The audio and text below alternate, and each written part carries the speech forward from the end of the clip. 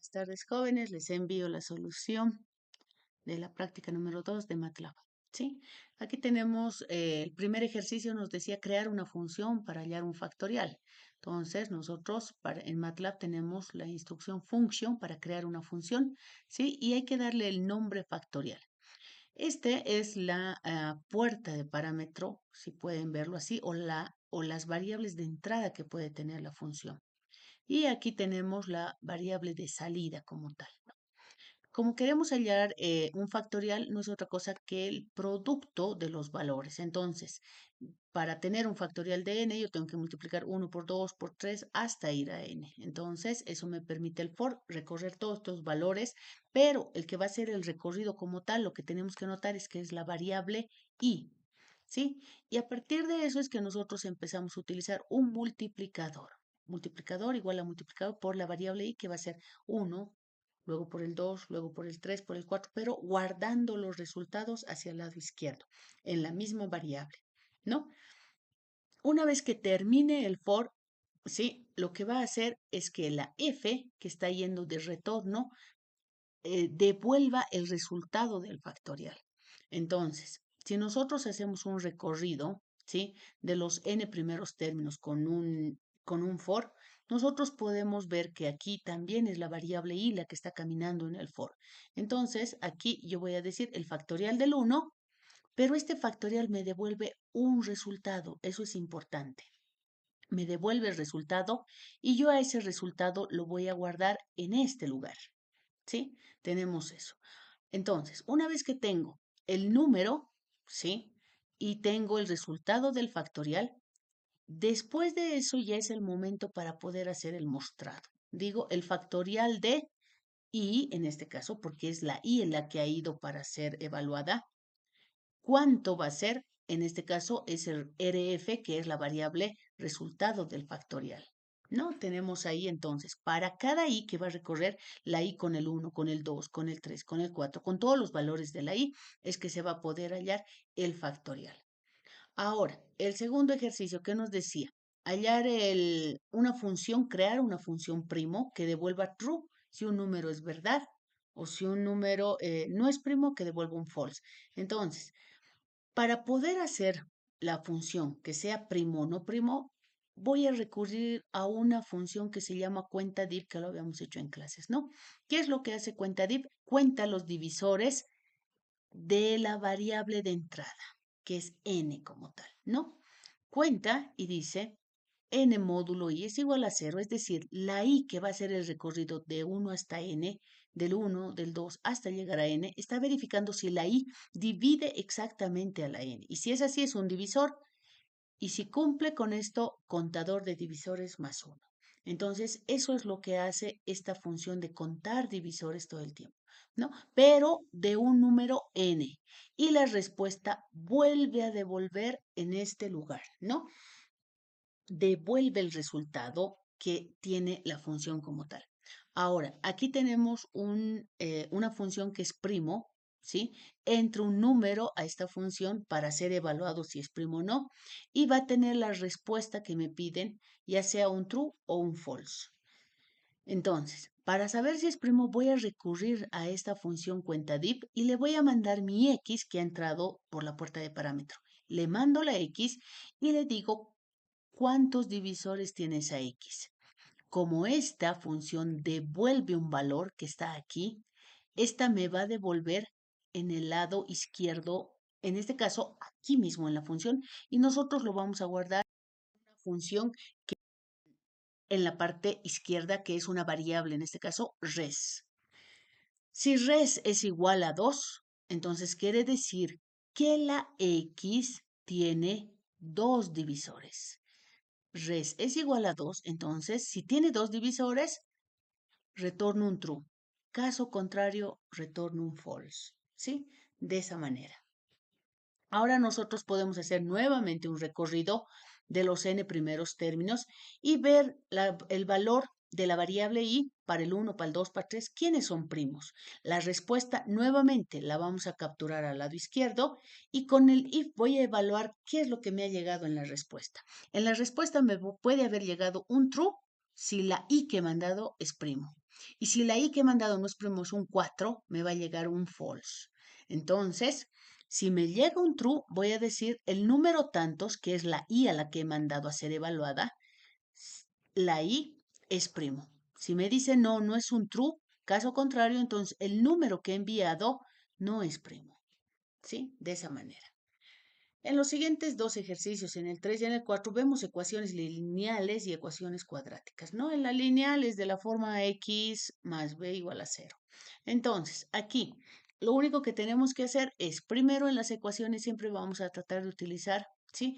Esta captura de error, donde si el coeficiente, en este caso a, es 0, entonces vamos a entrar en un error, ¿verdad? Entonces, simplemente para salvar ese lugar donde la A nunca debería ser 0. Entonces, si no tengo este caso, va a venir a este lugar y va a decir, sí, si nosotros pasamos la variable b al lado derecho y dividimos entre a, vamos a tener la solución de esa ecuación lineal, ¿verdad? Ahora, ¿por qué la virgulilla? Porque la virgulilla en este caso me va a dar contra al signo que pueda tener. Como sabemos, cuando nosotros llevamos un valor de la izquierda a la derecha en una ecuación, entonces este va a cambiar de valor. Entonces, con la virgulilla estamos logrando ese cambio de signo como tal. Si es un positivo, lo va a volver negativo o viceversa. ¿Sí? Eso es lo que tenemos para esta función ecuación lineal. Para la ecuación cuadrática, ahí nosotros ya vamos a recibir tres valores, tres coeficientes, a, b y c. Ax cuadrado más bx más c igual a 0. Entonces, los coeficientes ahí son los valores que van a ingresar por la puerta de parámetro. ¿Qué es lo que vamos a sacar? Un resultado. En este caso, dos raíces como tal. Aquí nosotros teníamos simplemente una raíz para devolver o la incógnita de x como tal. En este caso tenemos dos raíces y estoy colocando entre corchetes. En este caso ustedes pueden ver que también aquí no estoy haciendo uso de corchetes y en este también, ¿no? Entonces el MATLAB me está permitiendo poder prescindir de los corchetes como tal. Nuevamente el if para hacer la captura de un error si el coeficiente a es igual a 0. Ahora, ¿qué hacemos para la solución de una ecuación cuadrática? Vamos a utilizar, ¿sí? Lo que es la fórmula general. Para ello, primeramente vamos a hallar el discriminante, ¿sí? El discriminante, ¿sí? De esta ecuación. Y vamos a ver si la discriminante es negativa. Y si es negativa, nosotros vamos a sacar un mensaje de error donde vamos a decir no tiene soluciones reales. Pasamos después de este error, ¿qué es lo que vamos a hacer? Simplemente en este lugar vamos a utilizar la fórmula general donde es menos b más la raíz cuadrada de la discriminante dividido entre 2 o menos b menos la raíz cuadrada de la discriminante dividido entre 2a. ¿Sí? 2a, 2a. Simplemente es el uso de la fórmula de la ecuación general para sacar la raíz 1 y la raíz 2, que son los valores que van a retornar cuando a esta función le vayan a llamar, ¿no? Entonces, ahí tenemos la solución del 3, del 4. El 5 y el 6. El 5, ¿qué es lo que me dice? Crear una función, tenemos una función, el nombre de esta función es suma dígitos. Entra por la puerta de parámetro un número cualquiera, un 315, podemos decir que está ahí. Y aquí lo que va a sacar es el resultado de la suma de los dígitos como tal, lo que va a retornar la función. Entonces tenemos aquí el sumador igual a 0 y un while que mientras haya dígitos, si tenemos el 321, en algún momento se va a quedar en 32, luego en 3 y en 0. Entonces el while va a funcionar la cantidad de dígitos que tenga este número que esté ingresando por parámetro. Para poder obtener el dígito de la unidad vamos a hacer n módulo 10. Si yo tengo un 321, esto me va a dar un 1. Voy a sumar ese 1 al sumador. ¿Sí? Y posterior a eso, 321, yo debería dejarlo ahora con 32. Y para ello yo estoy haciendo la división entre 10. 321 dividido entre 10, 32. Parte entera, que es lo que me está sacando el fix. Ahora tengo el 32 como tal. ¿No? 32 sigue siendo mayor que 0, sí. Con 32 módulo 10 estoy sacando el 2, ¿sí? En la variable dígito.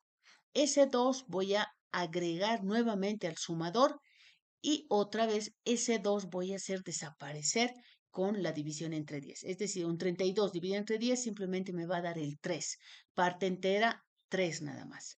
¿Sí? Sigue teniendo dígitos y de esa forma el 3 es que se va a quedar como último. 3 módulo 10 va a ser igual a 3. ¿Sí? No a 0, jóvenes. 3. 3 va a tener el dígito, nuevamente ese dígito va a ser sumado al sumador, ¿sí? Perdón la redundancia. Ahora bien, cuando una vez que yo agarre el dígito y coloque al sumador, yo ya tengo que quitar el dígito del número n. ¿Cómo lo hago? Nuevamente, n dividido entre 10, parte entera, 3 dividido entre 10, 0. Es decir, ya no tenemos más dígitos. Viene a ser evaluado nuevamente en el while, ¿sí? Y aquí lo que nos va a decir 0 es mayor que 0, falso. Y va a terminar el while en su momento que ya este número ya no tenga más dígitos. Eso para el quinto ejercicio, perdón. Para el sexto, me dice cuáles de los dígitos son primos, ¿no? Entonces aquí nuevamente estoy creando una función, ¿sí? Aquí voy a eliminar esto porque aquí simplemente yo voy a mostrar quiénes son primos. No hay salida, ¿sí? Entonces quito también el igual porque no hay una salida como tal. Aquí entra un número cualquiera, puede entrar el 415, ¿verdad? Entonces, nuevamente, como tengo que trabajar dígito a dígito y ver quiénes son primos y quiénes no, entonces yo sí o sí tengo que hacer esta operación para poder obtener el dígito, dígito a dígito. Si yo tuviera el 415, como les decía, sí, en este caso yo voy a tener 415 módulo 10, me va a dar el 5. Ahora sí, el 5 voy a llamar a una función y le voy a mandar el 5. Esta función primo, el que les había mostrado, ¿sí? Va a retornar un true, va a retornar un perdón, si X o el número que le han enviado es primo. Caso contrario, va a retornar un false.